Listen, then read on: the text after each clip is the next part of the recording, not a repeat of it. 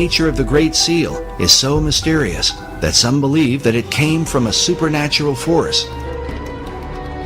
An account recorded by Dr. Robert Hieronymus in his book, Founding Fathers' Secret Societies, says that the Great Seal was given to Thomas Jefferson by a mysterious cloaked figure.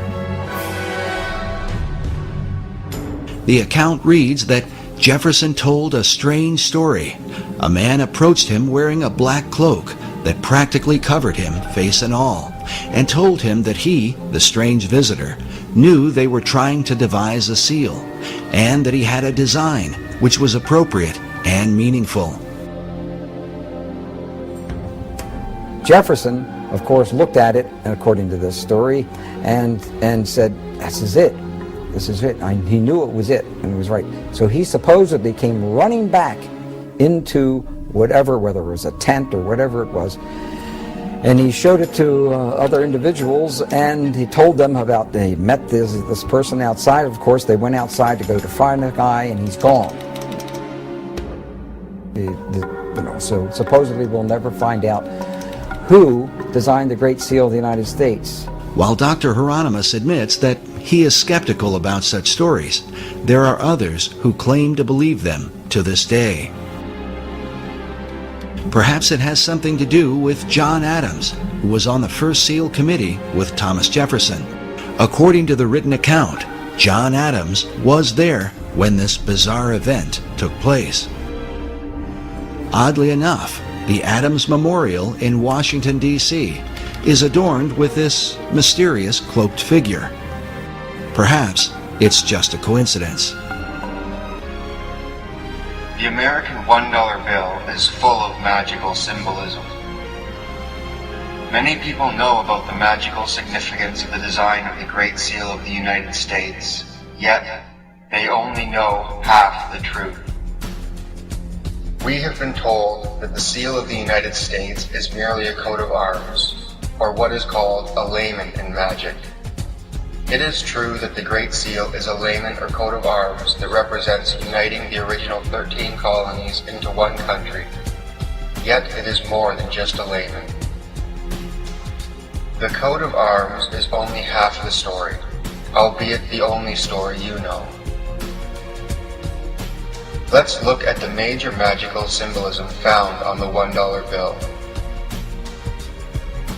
Looking at the obverse or front side of the $1 bill, our eyes land directly on the image of George Washington, and we are immediately reminded of his Masonic heritage. George is framed by the Greek letter Omega. The Omega on the $1 bill is a direct reference to God. Omega is the end of an old way of life for the start of a new, better way. On the square on the Treasury Department seal, there are 13 pentagram stars. The most frequently used symbolic reference found on the $1 bill is to the number 13. Through the Hebrew system of Gematria, letters are broken down into numbers. The words love and unity both equate to the number 13. Found on the reverse or back side of the $1 bill is a wealth of highly significant magical symbolism used in Western Kabbalistic ceremonial magic. On the center of the bill is the only English phrase used on the reverse side. It reads, "In God we trust." "In God we trust" came from a hymn or invocation to the American people by Aleister Crowley. It is an invocation to manifest the new aeon or age and drive America and the world into independence. The real magic takes place on the Great Seal of the United States.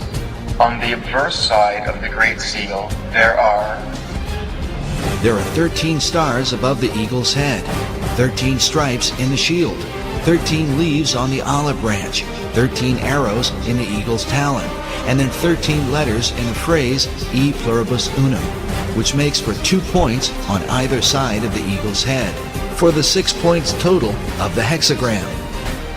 Furthermore, the 13 pentagram stars are united into one hexagram star, symbolizing unity of man or woman with the universe, the unity of the macrocosm and the microcosm. As above, so below. As below, so so above. A pentagram represents the microcosm, which is related to a human.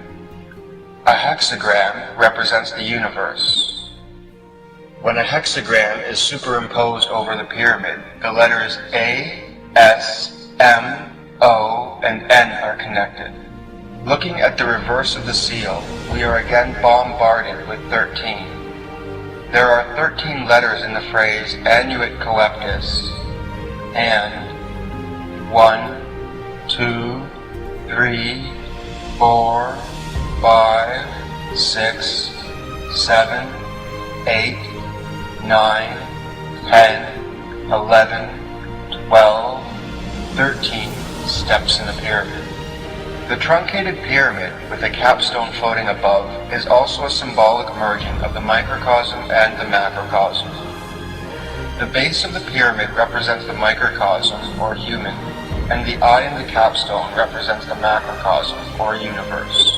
The same eye is found on statues of Buddha as his third eye. This is the Eye of Horus, the all-seeing celestial eye.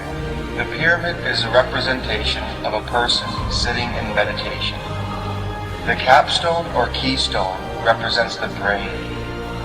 A capstone united with the truncated pyramid to make a complete pyramid represents uniting with one's pineal gland.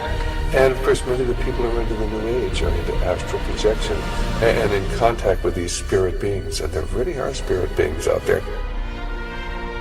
They refer to them as the Masters of Wisdom, or the Great White Brotherhood, or the Enlightened Ones, and they believe that they are guiding society.